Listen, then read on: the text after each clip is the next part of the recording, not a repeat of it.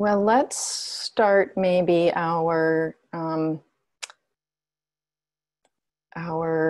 typical opening. So I know for sure that there are people joining this particular living room session that have not been on in the past. There are some new names in the group. And so we want to remind you who we are. Maggie, Gabos, and I are the primary consultants at Christina T. Miller Sustainable Jewelry Consulting. We work with other experts when the occasion arises and the need arises. And we work primarily with small and independent jewelers, helping them to navigate this confusing space of sustainable jewelry and responsible sourcing.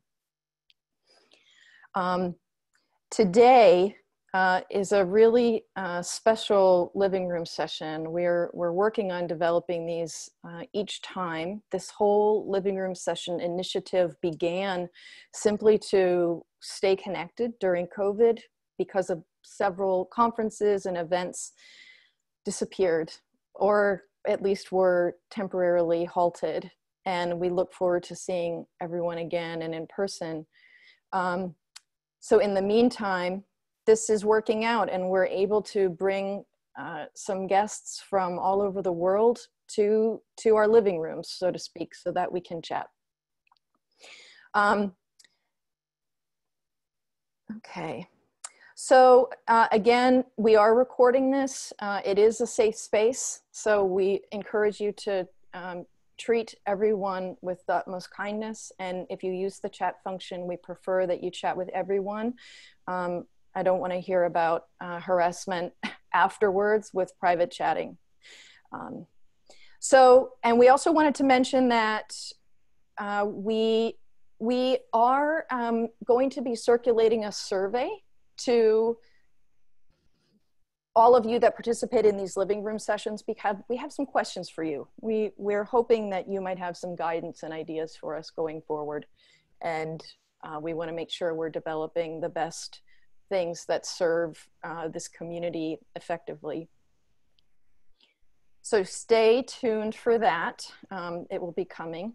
And I also wanted to remind you that if you want to get our regular updates, newsletters, and things like that, please subscribe. If you're only attending living room sessions, eventually you'll drop off of getting notifications from us.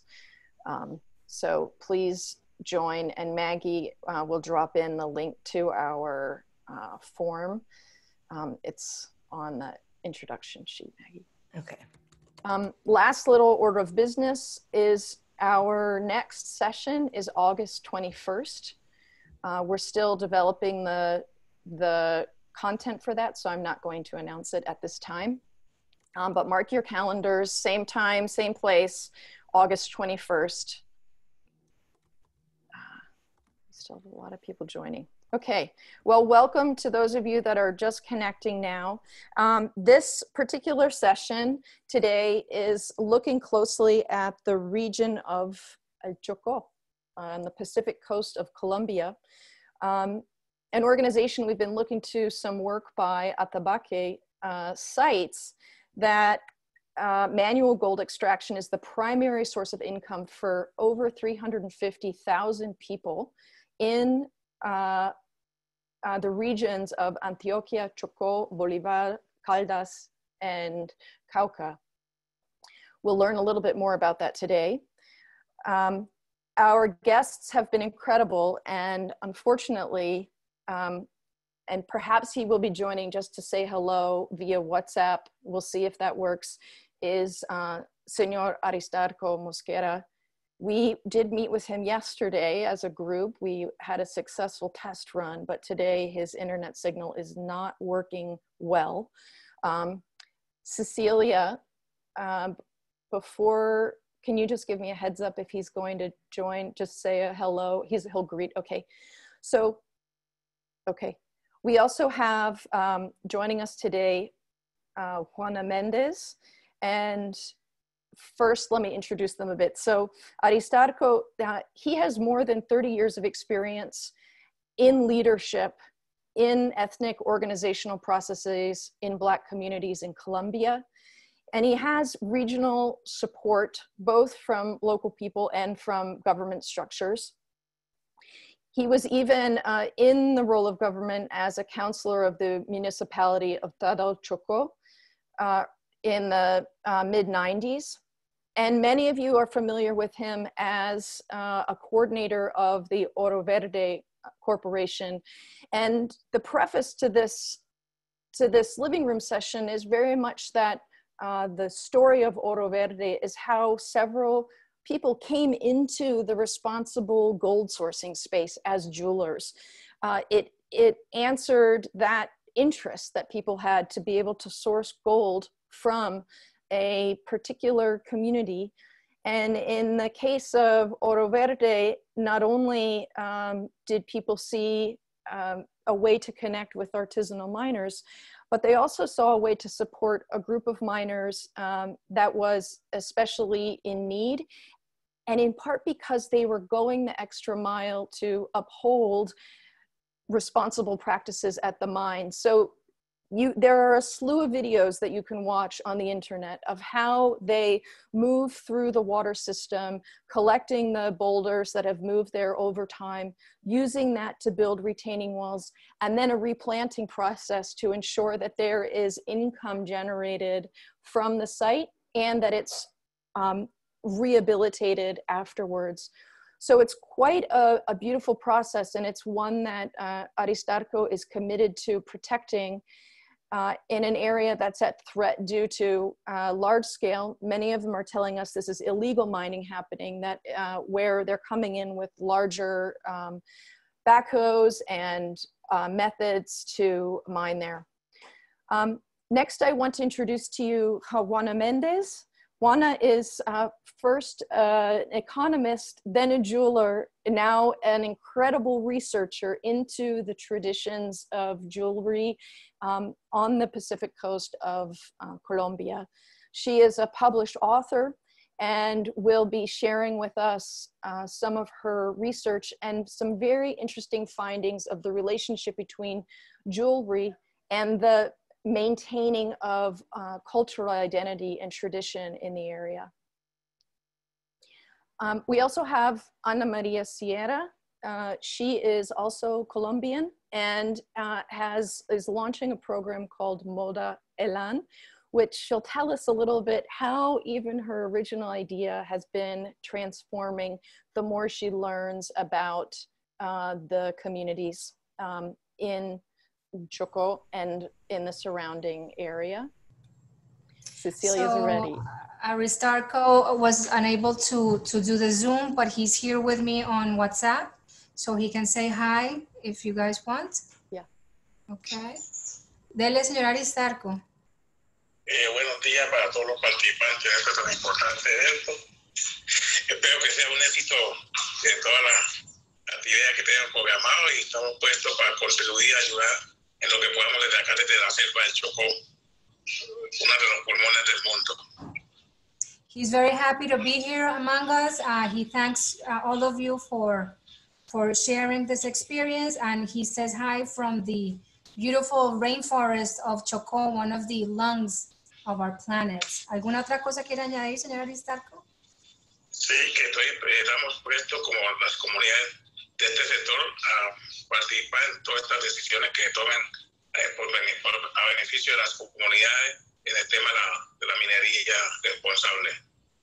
That he's very happy to join forces with all of us in order to push forward the topic of sustainability and artisanal mining, because it makes for stewardship of the environment and to make social change for the communities. Listo, señor Aristarco. ¿Alguna otra cosita? Como quiera. Bueno, que tengan éxito en esta reunión, y que yo soy un líder comunitario de acá, como le digo, en la selva del Chocó. Pertenezco a las comunidades negras y venimos contribuyendo en la conservación de la biodiversidad, de la cultura, y buscando un bienestar social para nuestras comunidades. Excelente. So Mr. Aristarco is a community leader from the Afro-Colombian territories given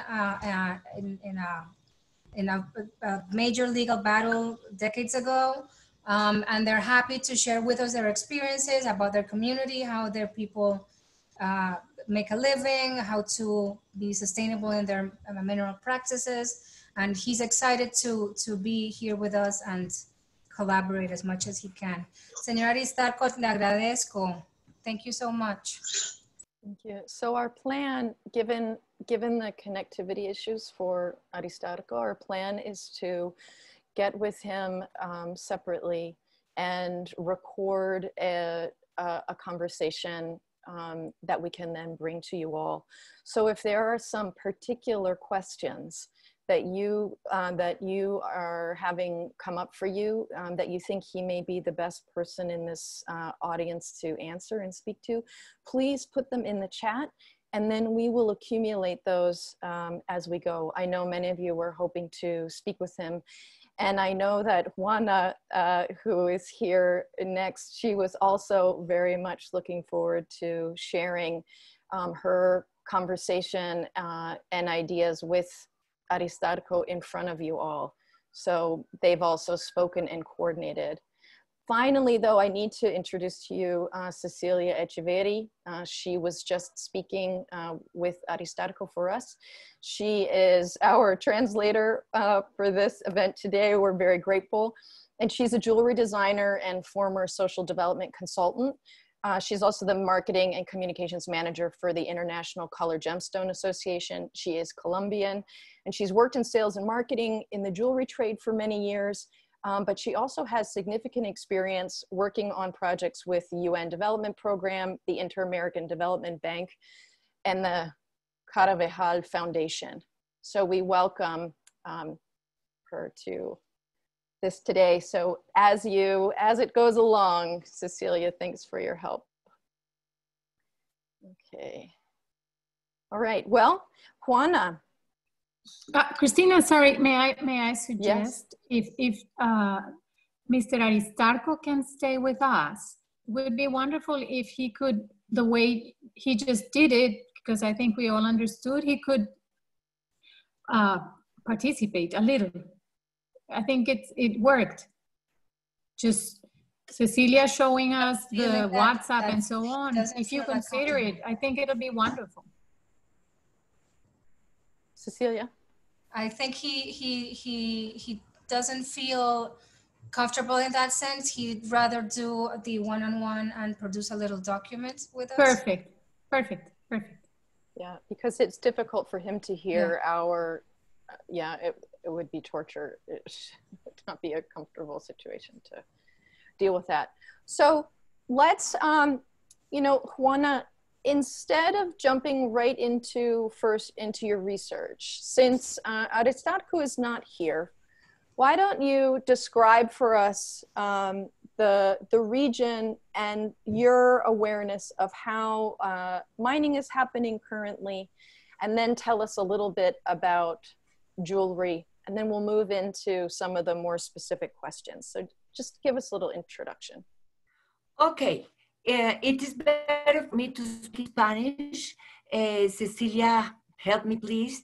I'm not able to tell all I wanted to say in English. La región del litoral pacífico colombiano, que es una región que muchos de ustedes entiendo que a través del programa de Oro Verde han conocido la situación de minería en la región, es una región selvática de ríos y caños, donde es muy difícil lograr proyectos productivos de gran escala, tanto de agricultura como de ganadería extensiva. So the Chocó region in Colombia is extensive and it's mostly rainforest. It's a very humid area with a lot of difficulty to grow extensive crops and to move around as well, transportation, because it's pretty much virgin rainforest. Así que en este territorio selvático se ha conformado una cultura ligada a la conservación del territorio. Es muy importante que esa es como la principal característica de las culturas negras e indígenas que florecieron en este territorio de selva. Su forma de sobrevivencia está basada en conservar el territorio. So the region is the habitat for principally the Afro-Colombians and the indigenous population. It's very rich in cultural heritage, and for them, what's of utmost importance is environmental stewardship, to be able to make sure that their environment is responsibly used and protected. Yes, entonces, en esta cultura especial florece, que siempre estuvo ligada a la minería artesanal desde el principio, porque la población negra que habita en la región son descendientes de los esclavizados de la minería. En esta región particular floreció una cultura desde el principio ligada al oro. So the Afro-Colombian population in Chocó has always done artisanal mining since the very beginning. So part of their cultural identity, their heritage, and their sustenance has always been artisanal mining. It's very ingrained in who they are. Así que la actividad minera complementa la vida en la selva. No es la principal actividad porque hay múltiples actividades. Está la extracción de madera, los policultivos para cultivos de subsistencia. En una época estuvo la explotación de la tagua. En fin, la minería, la extracción artesanal de minería lo que hace es complementar una economía muy diversificada. So the local economy is diverse. It's not only dedicated to artisanal mining or just mining. They have also lots of wood resources that they exploit.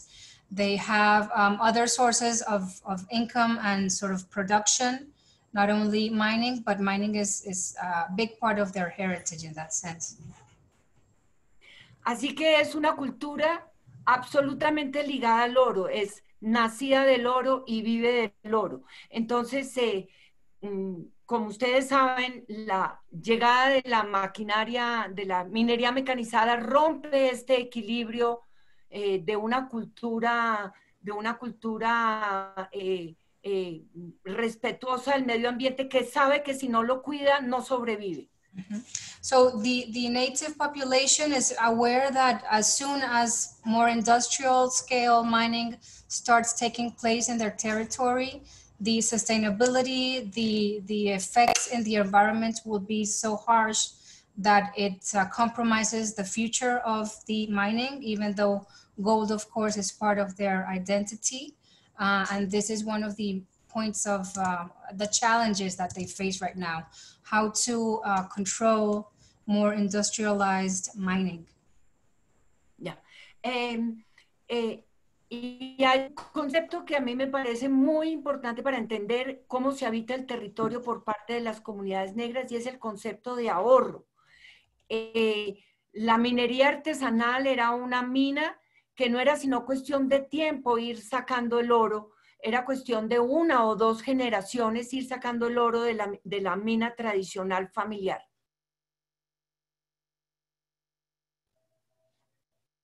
Cecilia. Yeah.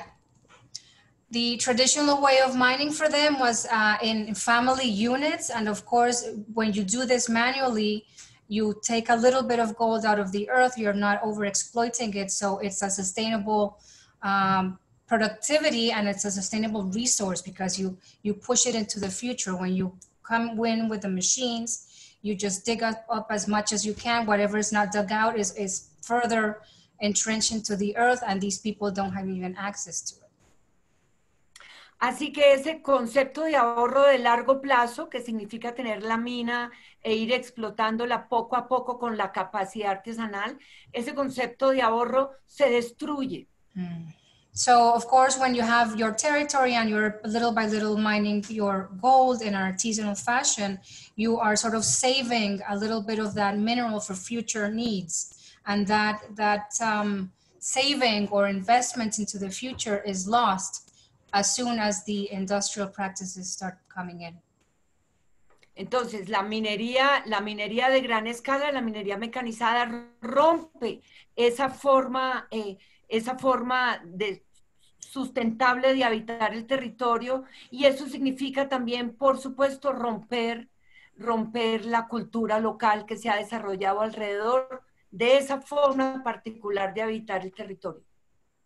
So the way that the disruption of these mechanized forms of mining is not only disrupts the mining as such, but it disrupts also the cultural sort of fabric in the community and also the sustainability of their livelihoods, because they also grow crops, but then if you mechanize the mining, you get rid of the topsoil and you can no longer even do your crops there.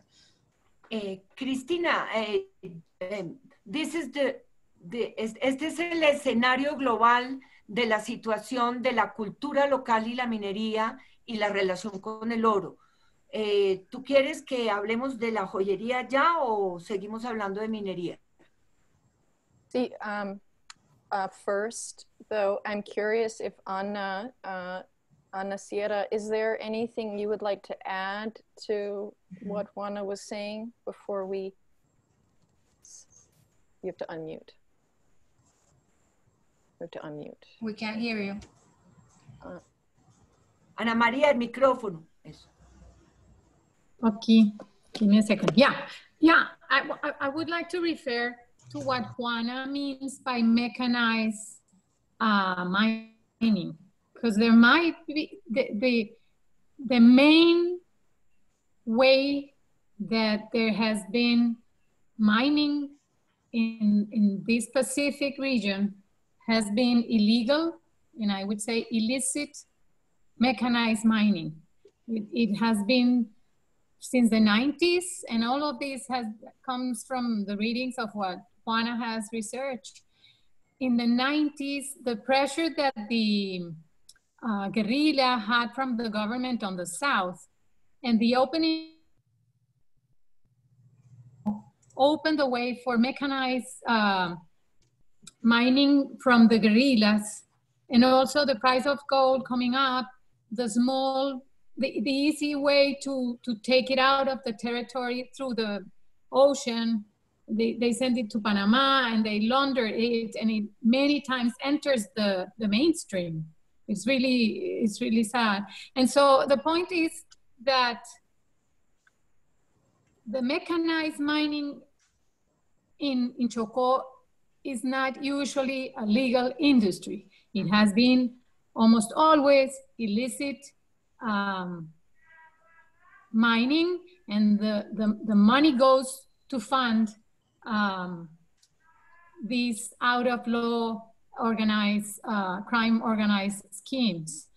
And maybe Juana can tell us later, because there's a paradox. The more the regulation comes in, and the OCDE and all these organisms that are trying to help the small miners and the subsistence miners to get into this law, the harder it is. So it was just that point, that when Juana means mechanized, it's not like an organized legal industry. It's devastation behind it. Yeah, we can. Yeah, yo podría. Maybe you want. Ana, sí, puedes responder. Sí. La llegada de la minería mecanizada que llega a la región del Pacífico desde el principio está ligada, un poco fuerte decirlo, pero así es, está ligada al lavado de dinero proveniente del narcotráfico y a las grandes mafias transnacionales de lo ilícito, ¿no? Del lavado de oro, del lavado de dinero. En el Chocó. Okay. So as Ana was saying, Juana is also reinforcing that all this mechanized or industrial level mining is completely linked to illicit activities, money laundering, and to serving all these mafias in order for them through gold and through this region that opens to the Pacific to just launder their money and their illicit trade that way. Dale, Juana. Ok. Yo quisiera decir que, como les decía, es una cultura desde el principio ligada al oro. Por supuesto que florece la joyería en este territorio, y esa es una característica única. Yo me atrevo a decir que en el mundo, de pronto en África Occidental, en ciertas regiones de Nigeria, hoy en día existe esa relación entre minería y joyería local, pero esto del Chocó es fascinante. Esa cultura del oro que sobrevive en la selva, desde el principio transforma el oro en joyería. So their intimate relationship with gold in their territory is such that jewelry is just an extension of it, and it's so deeply ingrained in their identity and in their cultural background. Maybe similar to what's happening in some countries in Africa. Juana says that she's never seen such a deeply embedded relationship between the gold and the jewelry made by these cultures. Mm-hmm. Yeah. ¿Cierto? Okay. Can we, so this feels like a good time to move a bit more into Juana's research. And I see there's some questions that we'll circle back to later. But Juana, your research originally led you to see the gold that remains in country through jewelry, by studying the jewelry. And this for us, in putting together this program for you all today, felt especially important to bring to the surface. Since the majority of you that participate in these living room sessions are jewelers, and you're also interested in responsible sourcing. What Juana has to share about her findings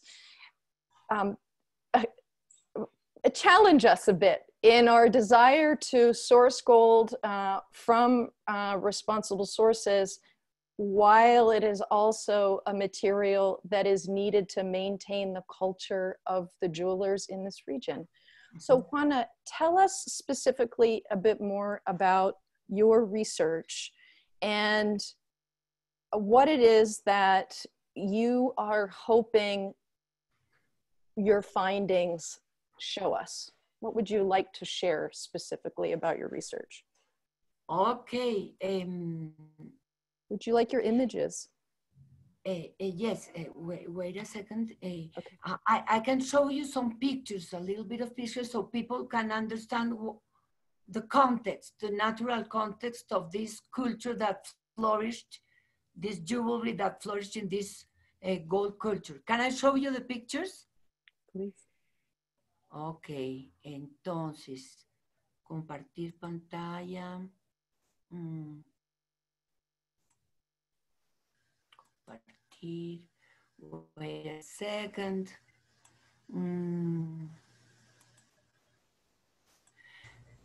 So, mi investigación consiste en qué es lo que pasa con el oro que se queda en la región.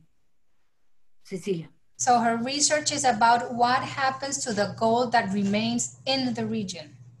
This is the tradition. Esta es la forma tradicional de hacer minería. Es la minería tradicional que se hace en este territorio de la selva del Pacífico. Los mineros recogen un poquito de oro todos los días, lo venden para comprar bienes de consumo y otro poquito lo guardan para hacer joyería. So what you're seeing in the photo is the typical artisanal way of mining in Chocó. It's alluvial mining. It's very small scale. They just take a little bit of the gold they find. They use a portion of it to buy food and whatever they need for the day-to-day. And then they save a little bit more for jewelry making. Yes. So, entonces la joyería es la primera hija del oro, de esta cultura del oro. Y ese oro que va guardando la gente se convierte en joyería, que es un patrimonio económico de las familias. El joyero le da valor a la joya, le agrega valor a la joya, y esa joya se convierte en el patrimonio económico de las familias mineras. So the gold taken from their territory that is saved by the community is then created into this jewelry also in the region. And that jewelry, of course, with that value added becomes a way for them to build on their savings. I don't know how to translate patrimonio. It's like the family welfare. Like your family wealth, exactly. Thank you, Juana. So of course this becomes like their what they give to their family later on down the road. Y por supuesto la joyería no es solamente no solamente tiene valor económico, sino que está cargada de profundos valores culturales y rituales. So this jewelry, of course, has there's a lot of meaning behind it. It's got a lot of cultural language and metaphors that are ingrained in their design and their making. Así que la joyería en esta región del Pacífico tiene un circuito económico y cultural fundamental en la vida cotidiana de la gente. So interestingly, in their daily lives, there's a circuit between gold, jewelry making, and their culture going on all the time. She's going to show us, I believe, in the next slide, which is really interesting and very specific to Chocó. Y por supuesto, los joyeros locales han desarrollado un gusto particular, una moda local de joyería con unos diseños propios de la región que no están influenciados por el resto de la joyería. Este diseño es sido y perfectamente hecho, se llama el arete de Chucha y es un diseño tradicional que solamente es de consumo local. So this earring that you guys see here is called a Chucha Earring. It's completely indigenous of this region. The design is unique of their culture. They design their jewelry with their own creativity. They do not sort of inspire themselves from jewelry from anywhere else. So everything that you're gonna see is design that is indigenous of this region and of this African Colombian culture. Okay. Y la joyería cumple un papel muy importante en la economía local. So as we were saying, there's a very important link between mining and the local economy. This diagram has 4 circles. The center one below is the miner and the user of jewelry. I'm going to just explain the diagram a little bit before you explain, Juana. And then to the left, we have in the other circle, the retailer or the local gold retailer. The local gold retailer. Informal and local, traditional. And then on the top, we have a local shop. To the right, we have the jeweler, and then all the relationships between them. Dale, Juana.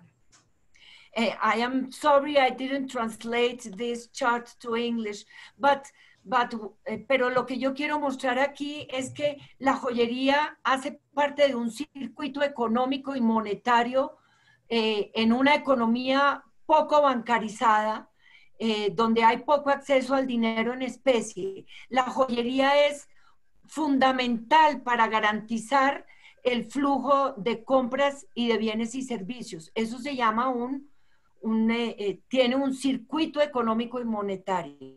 So Juana is saying that jewelry and gold has their own sort of internal economic circuit, because in that region and the informality there, gold and jewelry become the commodity to be able to access products and services within the communities and regions. So it's part of the economy, of the informal economy there.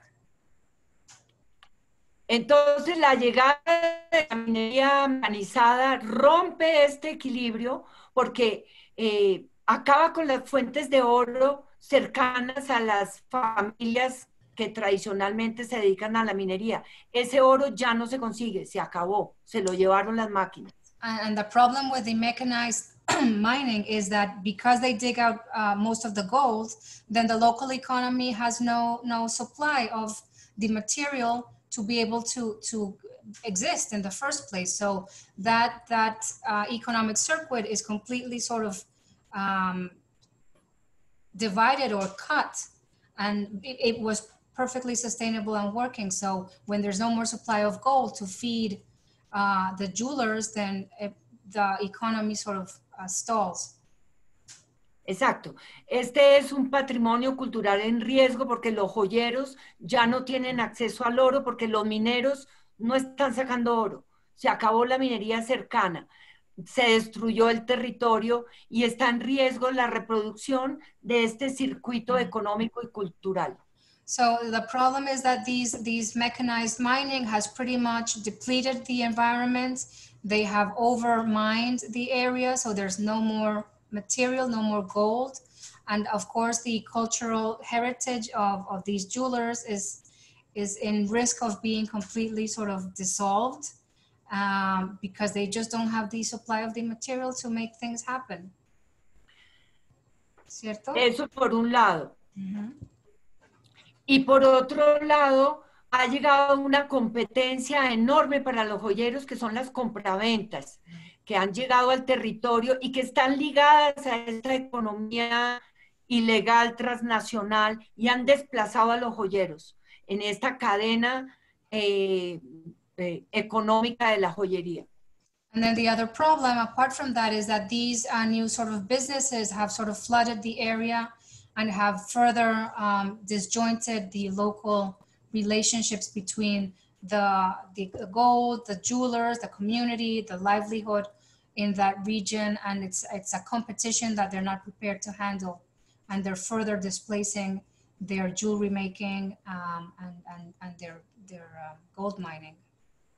So, entonces, ¿cuál es el reto? El gran reto es fortalecer esta cadena de valor de la joyería, supliendo con oro limpio para los joyeros. So one of the challenges and the opportunities here is to try to regain the economic circuit with these artisanal mined gold so that the indigenous population can once again regain their power over their economic livelihoods and keep doing their jewelry making with all their indigenous designs. Muchas gracias. Este es el gran reto que tenemos para hacer en el Chocó. Pensar que no solamente nosotros como joyeros urbanos contemporáneos tengamos acceso al oro limpio, sino también cuidar de que hay aquí una cadena cultural que está en riesgo y que también necesita oro limpio. So the access to clean gold is not, or sustainable gold is not only critical for the sustainability of these communities, but also for us as world jewelers that are keen on these sustainability issues so that these traditional enterprises are not lost forever. Juana, ¿quiere agregar alguna cosa en particular en inglés de su boca que yo haya no dicho? No, está bien. Así está, gracias. O si Ana quiere agregar algo, I don't know. We have several questions that are coming in. It's always great to have engagement from the community. Let's zoom out a minute. All right. So we just got a point of view that I don't think many of us have considered because we've been in that headspace of responsible sourcing from afar and have seen the Chocó in this region as a place to go potentially for material. And Juana is telling us that we're not necessarily the problem causing the gold to flee from that area necessarily, but certainly it's important for us to be aware of that. So in the zoom out, one of the questions that came up was tied to something that Ana was mentioning around OECD. So the OECD due diligence principles for good business practices start with people that are buying material, companies that are buying material, need to step their way through OECD principles to verify that they know where their material is coming from and that it's not causing harm. That's essentially, it's a de-risking kind of process. And so Christina Mahl was asking specifically to learn a little bit more about that, what you meant, Anna.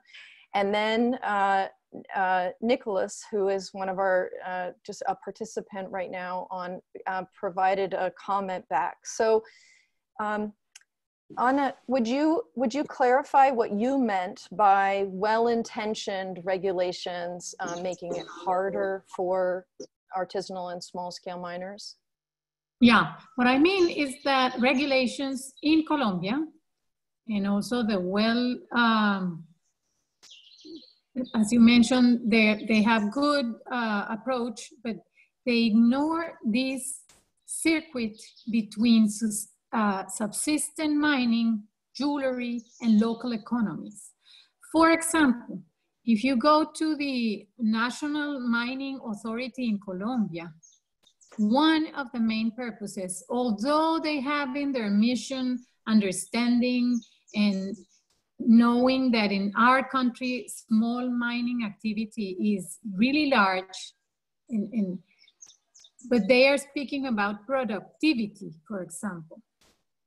You have to really deep understand these small local economies where, in the case of the Pacific, jewelry and pan gold are embedded in the local economy. From what I have read, from there's no, that logic is not into the regulation.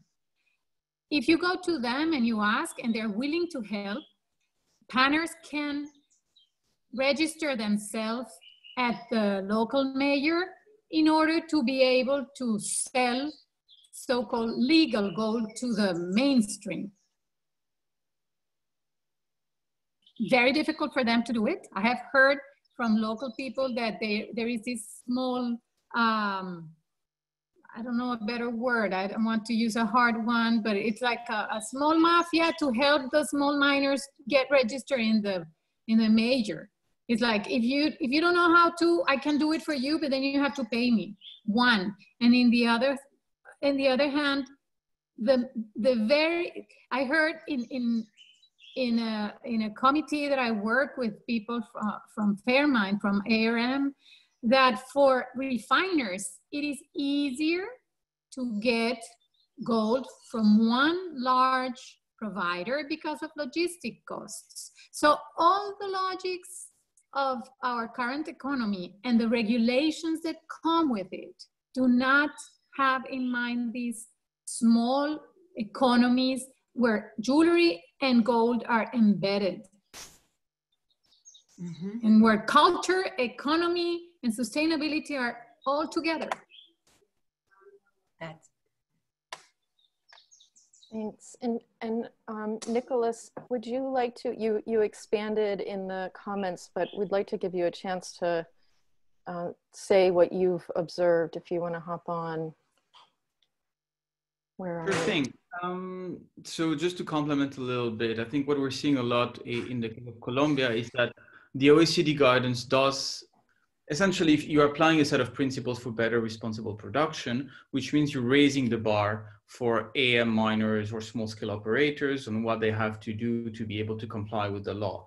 So we're raising the bar, but we're not really seeing efforts matched by the Colombian government to actually provide supports to miners to register, to make it easier for them to register or to operate better.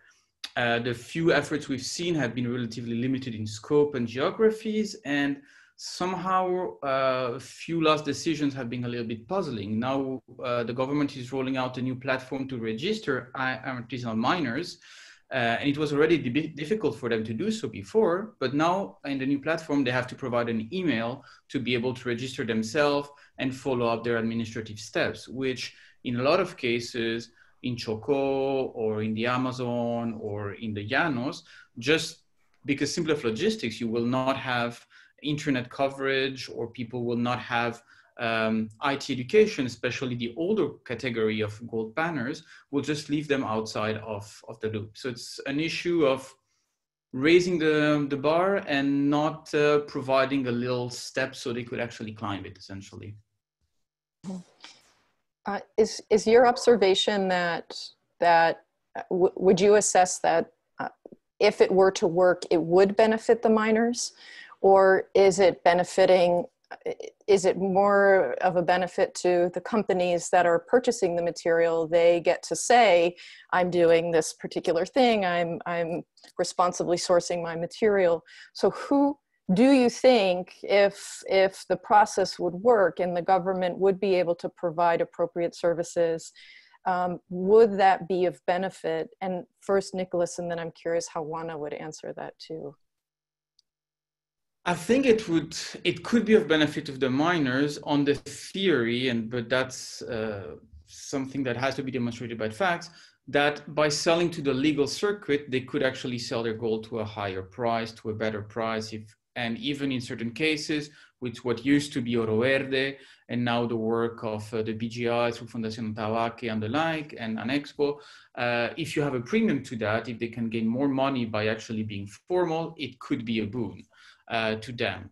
But you have to find a balance where costs offset and the demands. And but further than the monetary terms, I also always remember a comment that was done by Miss Cristina Chavarria a few years ago, that by being formal, you are a good citizen, and you can also help your own standing in the community and your perception of yourself, which can be a good thing as well. So the economical thing is always the bread and butter, but the little garnishes of feeling good about yourself can also be quite important.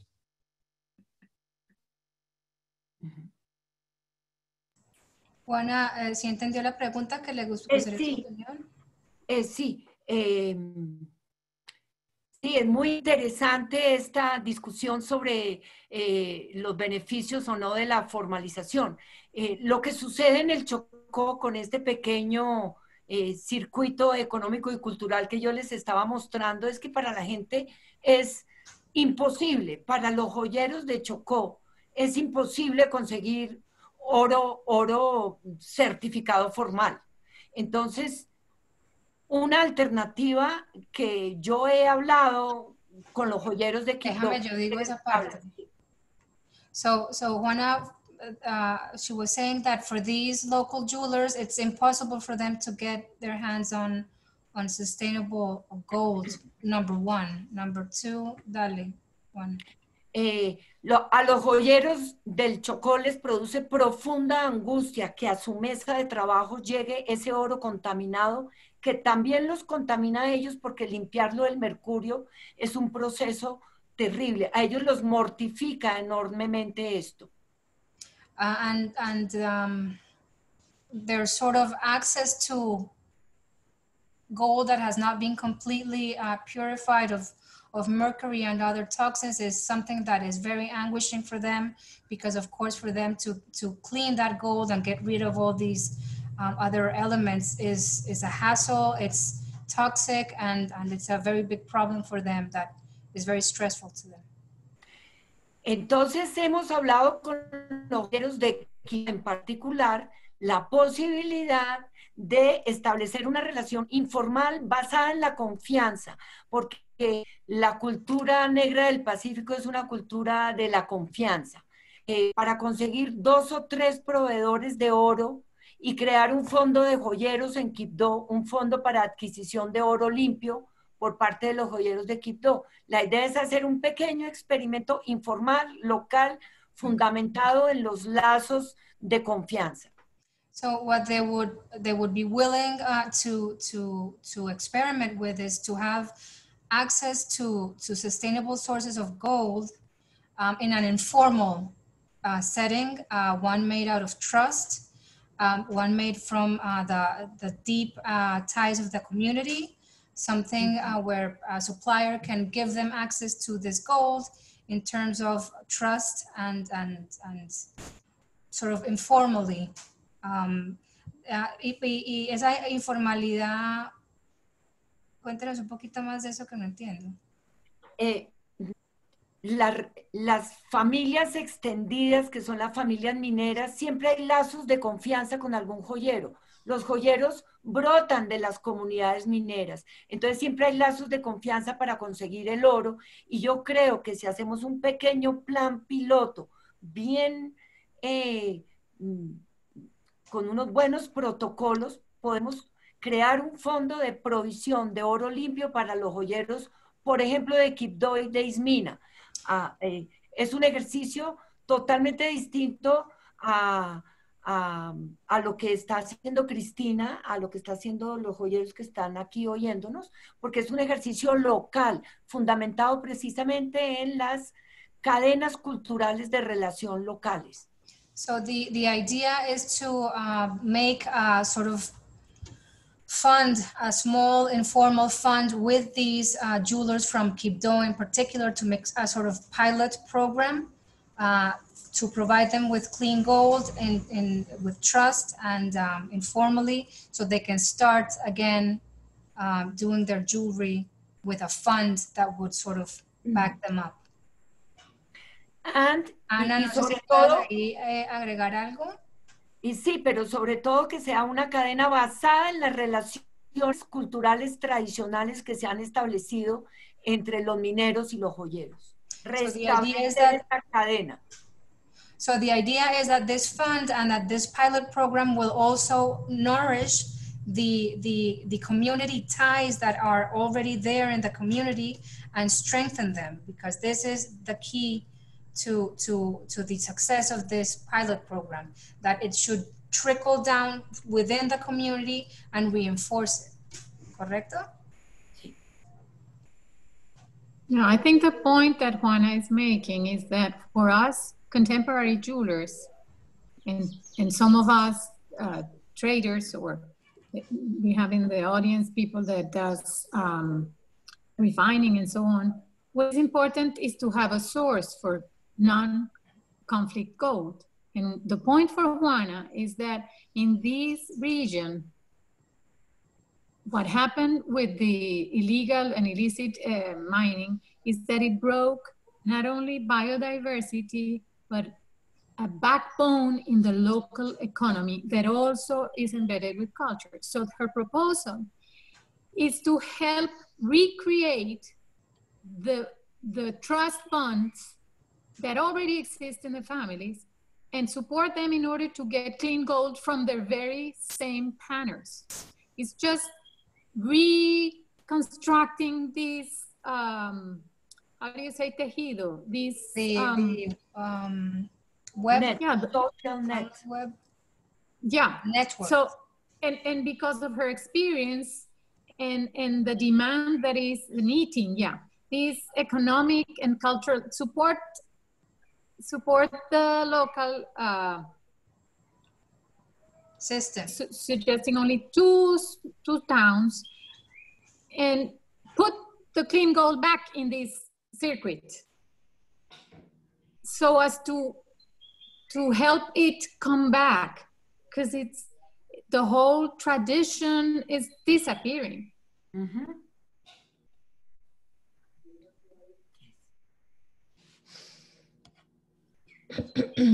Okay. Well, thank you.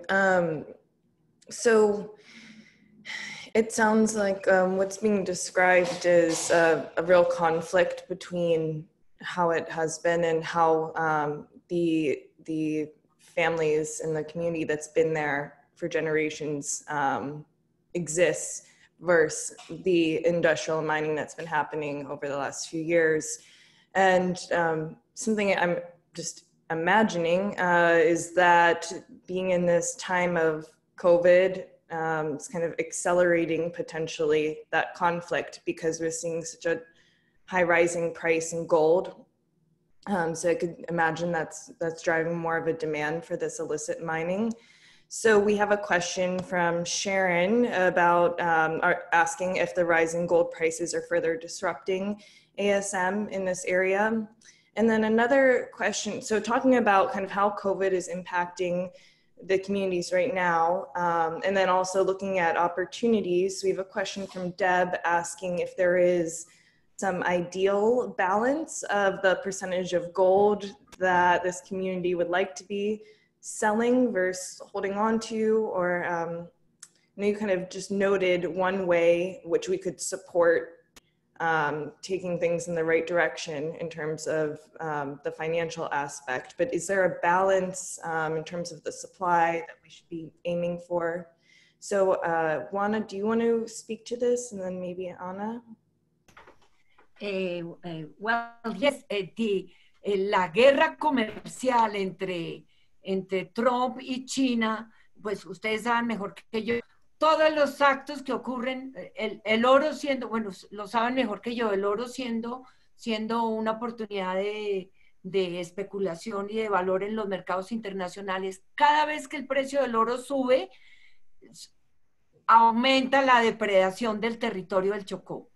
So as soon as gold prices hit a high price in the international markets, the depletion of the environment in Chocó increases as well. And of course, the trade wars between Trump and China have not made this any easier either. Y en este momento de COVID, en este momento de pandemia, hablé con los joyeros de Quibdó. Y el problema que tenían hace 6 meses de que no había acceso al oro ya no existe. Ahora están llenos de oro. So before COVID, the jewelers and miners in Choco had no access to gold, as we've been saying. But she's telling me that after COVID, right now, they have access to the mineral deposits. They have because there's more mining going on. Yes. La minería se ha exacerbado con el aumento del precio del oro y con la falta de control de las entidades territoriales y estatales por la situación del COVID. Entonces esta es la minería industrial. La minería ilegal ha aumentado. Yeah, so the illegal mining has of course increased because the price of gold is so high. And because of the pandemic, nobody can go out, public offices are shuttered, and of course the oversight and law enforcement is not sort of working, so it's even worse now with these illegal mining. Sorry, that was my mistake. Dale, Juana, aclare ahí. Y la otra pregunta, no la entendí muy bien, ¿tú la puedes traducir, la del equilibrio? Sí, yo tampoco, preguntemos. Maggie, so the other question about the balance of the distribution, gold distribution? Mm-hmm. Yeah, I believe, Deb, feel free to hop on if you want to ask your question directly. But what I saw in the chat was you were striving to get at if there is some balance that this community has identified in terms of how they want to be treating the gold in order to access it. Yeah, Maggie, exactly. If I can just add, my thought is while they have this audience of people from around the world, jewelers, if it can just be made clear what they specifically say we can be doing to help. Can we be accessing from them to help support? Are they just looking for help with legislation? Do they just need money? What exactly is our part in this? ¿Sí entendió, Juana? Sí. Oh, well, we're just beginning to think about the solutions. We don't have yet a plan. I need to have my book published. Will be published in October, and I will be coming with the book to Choco, and it is important to have the book because the book is the big diagnosis that we made with people in Choco, with jewelers and miners. We made this big diagnosis together, and it is important to discuss with people, to be there and to discuss the best way to do things. But we are already thinking about creating this fondo, this funds. Fondo for acquiring clean gold for jewelers. We're just beginning to think, but I'm very happy that you are interested in helping. Give us a little bit more time and we will have a project. Thank you. Where will we be able to find your book when it is available? Sorry? Or where will we be able to find your book when it's published? Oh, yes. It will be published by Universidad de los Andes and it will be ready on October. And of course, I will immediately tell you because we will have a web version. Yes. All right, we'll be sure to do a social media post and let you guys know when that's out. Thanks, Juana. There's a question from Nicolas. I would like to add to what Juana just said, another key point. Of course, this is a time for awareness, and I guess this is what Juana has been doing very well for many time.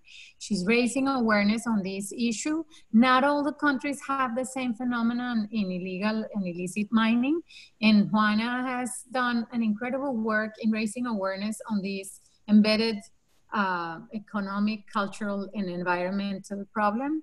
And in the same way, Juana is willing to come up with a solution that includes the local people.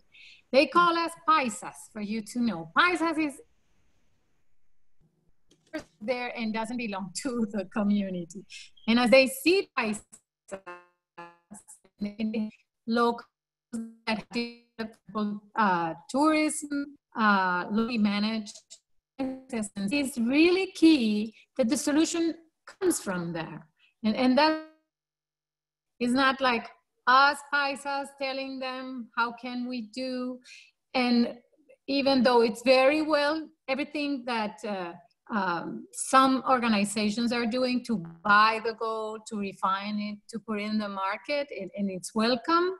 I think we should, I agree with Juana, that we should look for structural changes that come from within to offer opportunities. And if it's possible still to help recover these needed social, economic, and environmental system. Can I answer the question from Nicolas Eslava? Yes. Nicolas asks, some people in Condoto, Chocó have told me that local authorities are using the COVID-19 crisis to privilege large-scale mining. Have you heard something about it? Well, yes, I've heard, because I usually talk to my friends in Condoto, in Ismina, in Andagoya, and with this incredible rise of gold prices, mining has well, it's difficult for me in English. Yo le ayudo, dale. En español, doña Juana, con todo el placer, por favor.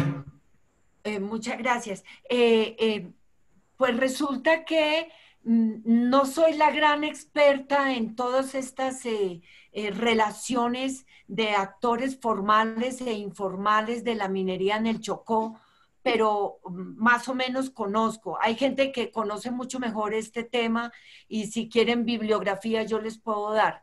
Pero la cosa es que cuando aumenta el precio del oro, aumentan las fronteras de formalización y las fronteras de formalización del oro. Es decir, se corre la barrera siempre para poder aprovechar estas circunstancias, y aun cuando hay cierta formalidad en la extracción del oro, cuando sube tanto el precio, sigue siendo un oro que destruye la comunidad, que la corrompe, que paga vacunas, que paga dineros para poder sacar el oro.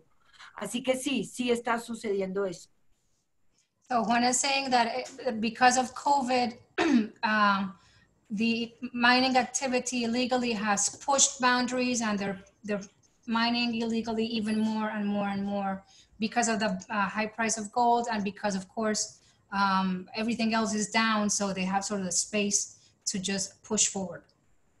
It is a pity that Aristarco is not with us today because he knows perfectly this situation.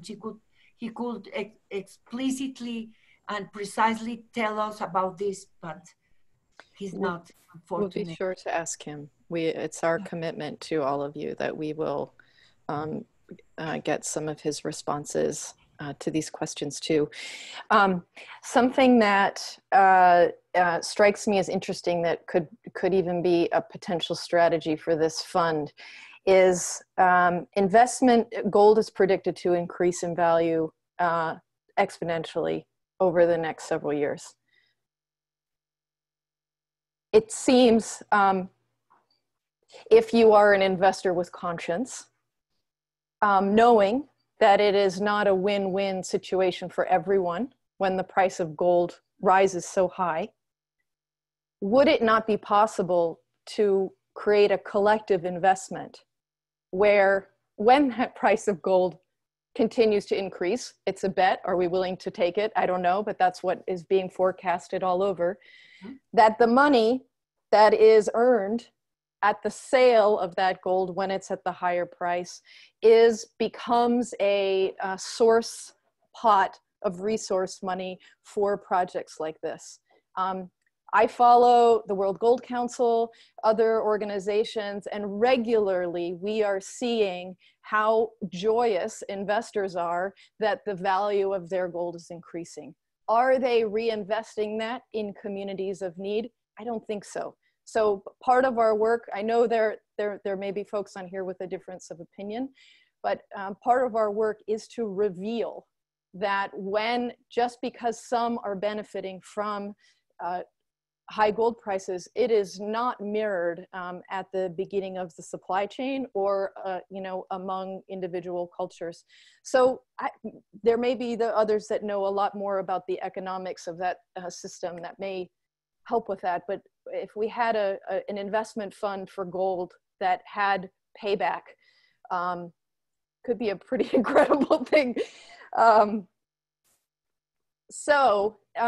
Christina, I have a totally crazy one.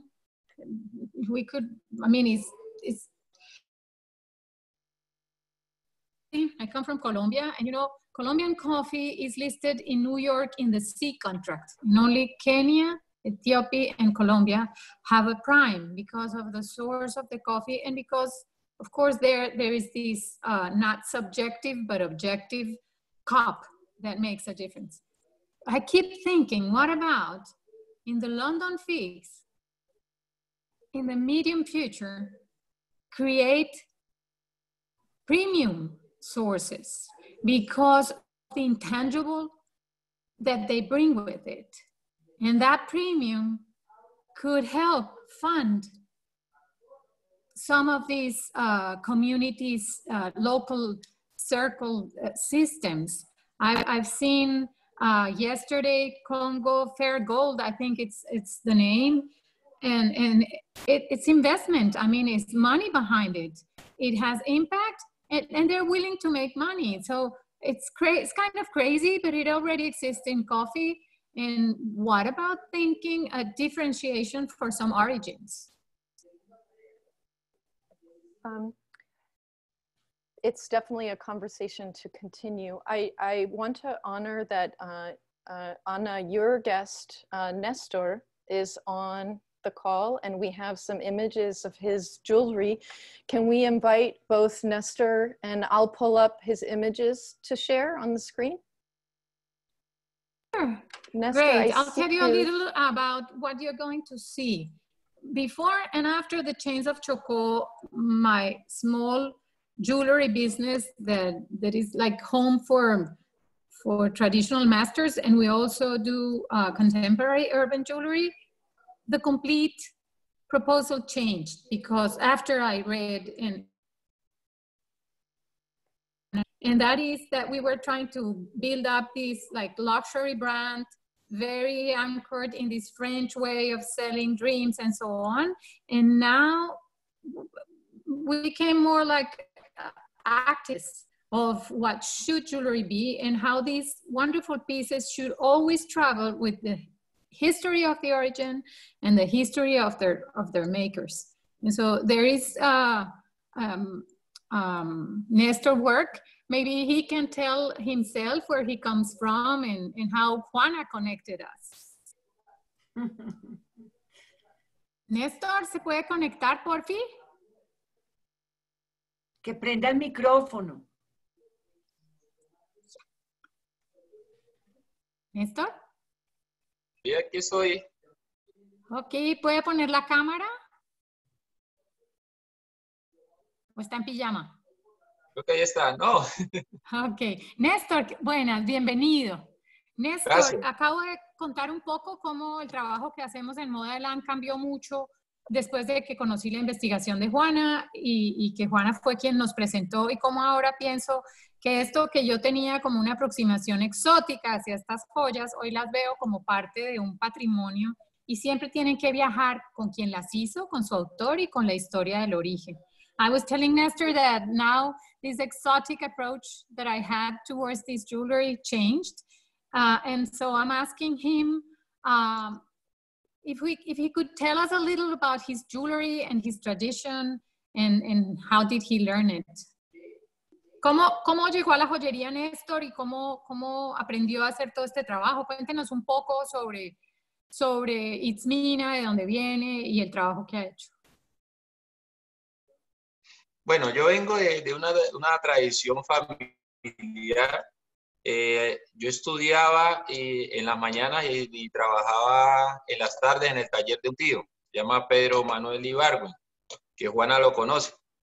Entonces, pues a través de eso estuve con él durante todo mi bachillerato y él nos enseñó y nos inculcó toda esa tradición de cómo que igual él también quiere que se conserve toda la tradición, que no se pierdan, digamos la tradición familiar.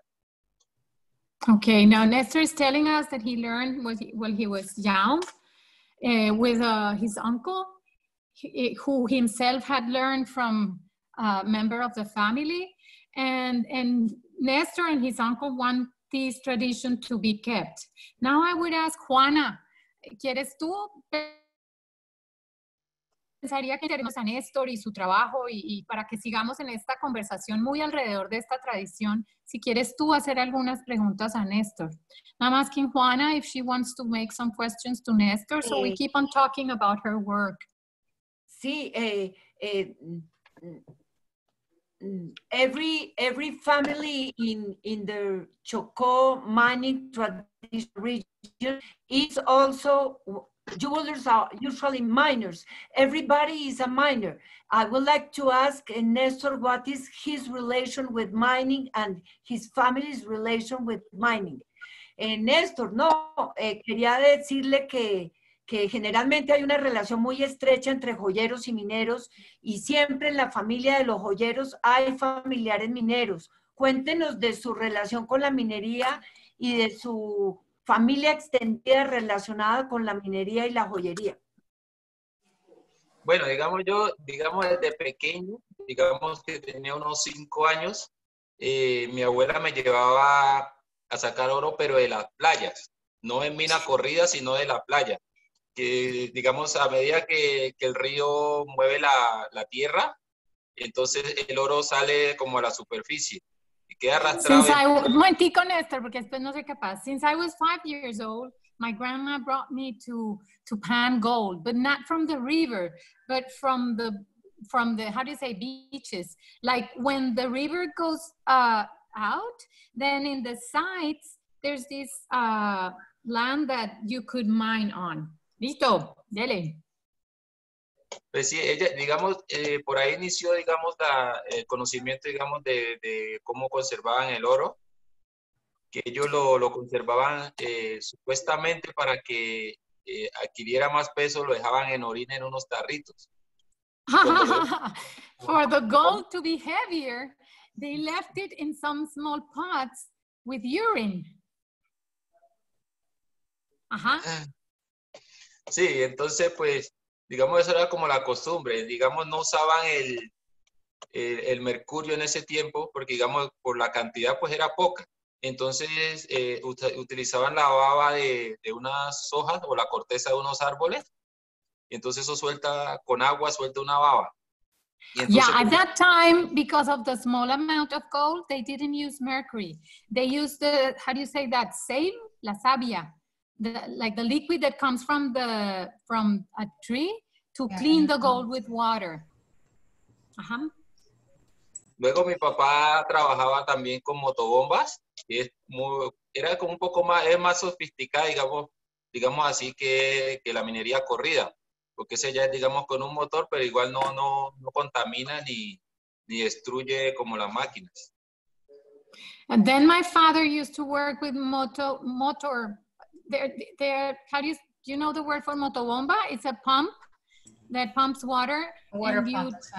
Water pumps, and you tear down the earth from the small sides of the river, and you take the gold out. And what Nestor says is that that kind of water pump system to mine is not as damaging as the big machines, the dragas.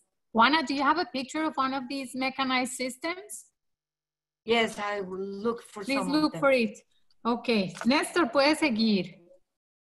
Bueno, pues ya digamos que cuando él me llevaba, digamos, yo ya también aprendí de esa técnica, digamos, de cómo sacarlo con motobomba, que es muy parecido a la mina corrida. Luego, como cuando ya llegué al bachillerato, pues me fui a mina, y ahí fue que ya comencé ya con la joyería, hasta hoy. Okay, so later on, Nestor himself did he did mining in his hometown with water pumps. And then when he was going to his high school, he moved and he started to do jewelry until today. Gracias, Nestor. Con gusto.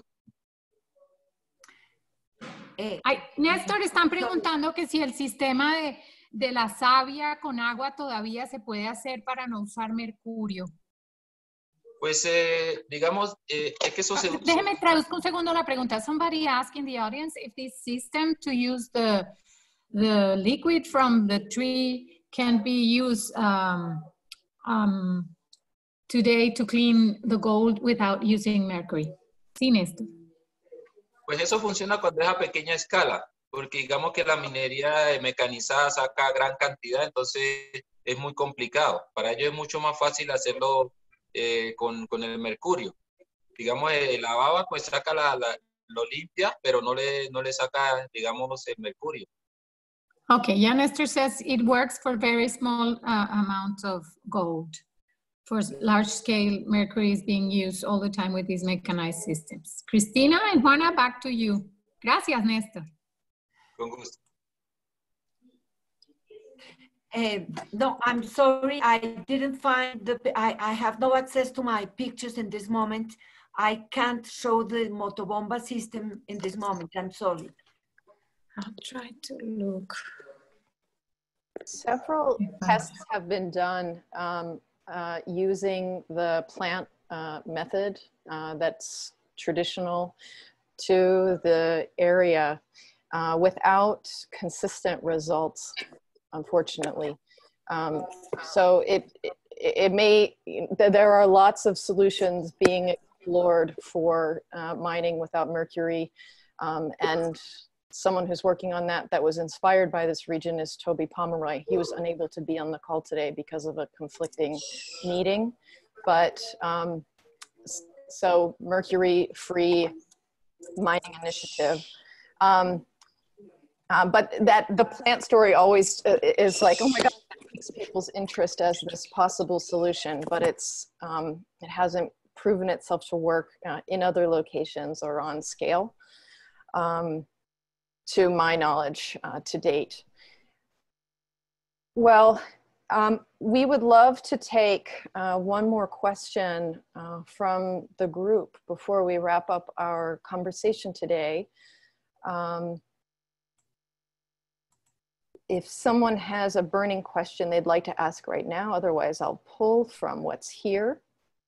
Yeah, I just want to hop in and add that throughout our living room discussions, if there's a particular topic like mercury-free mining initiatives that the group feels like we would love to have a living room session just focused on finding out more about that, feel free to let us know in this chat box.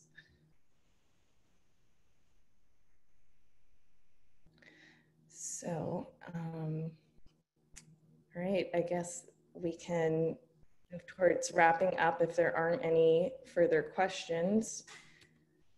Yeah, let's drop in the link to our mailing list one more time in case folks want to join that way.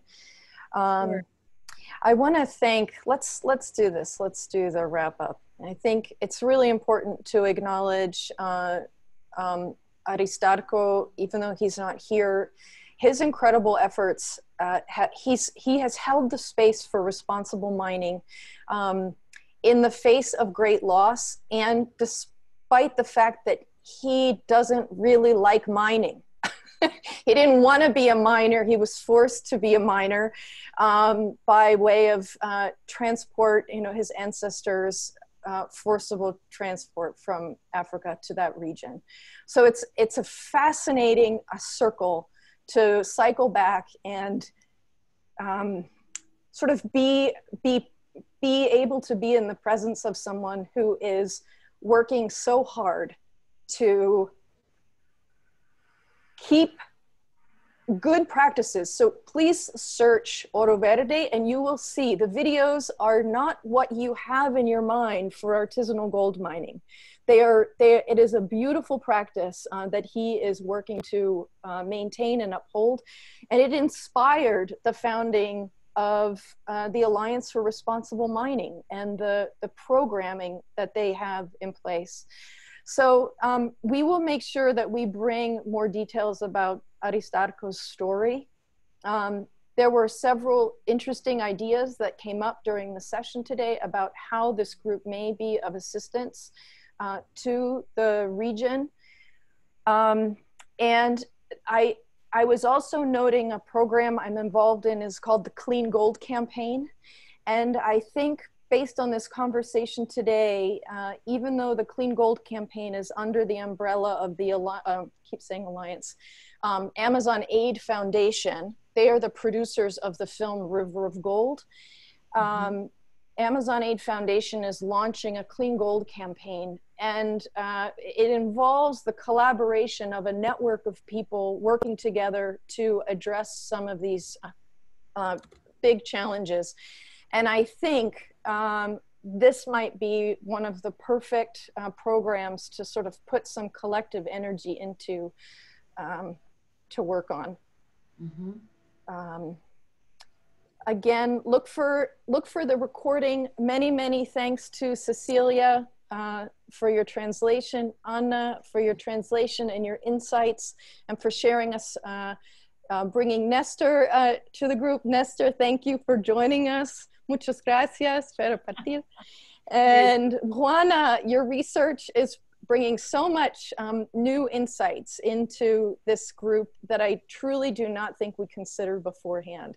So thank you very much. We can't wait to see the book.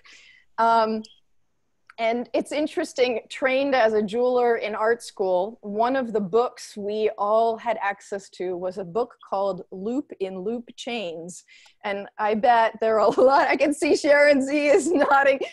So the technique of where you cut a piece of gold wire very thin, and you make a bunch of rings, and you cut them and you stick them together, and with your torch, you heat it till it gets to the perfect temperature and it fuses. You don't even need to use solder. And then you bend those links into little bow ties, pinch, and you can weave them together. So the first gold chain we saw of Nestor, I learned those techniques too. And it's amazing that they have traveled around the world through these crazy systems of knowledge information. It's kind of fascinating. Beautiful. Anyway. Yeah. Yeah, it's all really unique opportunity to learn today. So thank you to all of our speakers and to all of you guys who joined and everyone who hopped in and asked questions. One last thing I want to just remind everyone is we're going to be sending out a little survey that we basically just want to gauge how we can best help help everyone, and whether it's through the living room sessions or through our consulting work. So it would mean a lot to us whenever you receive that, if you would take a few minutes to fill out that email, that survey in the follow-up email. And there will be a recording of this session after this weekend live. Thank you very much. Thank you. Thank you for having us. Everyone. Thank you. Bye-bye. Take good Bye. care. Bye.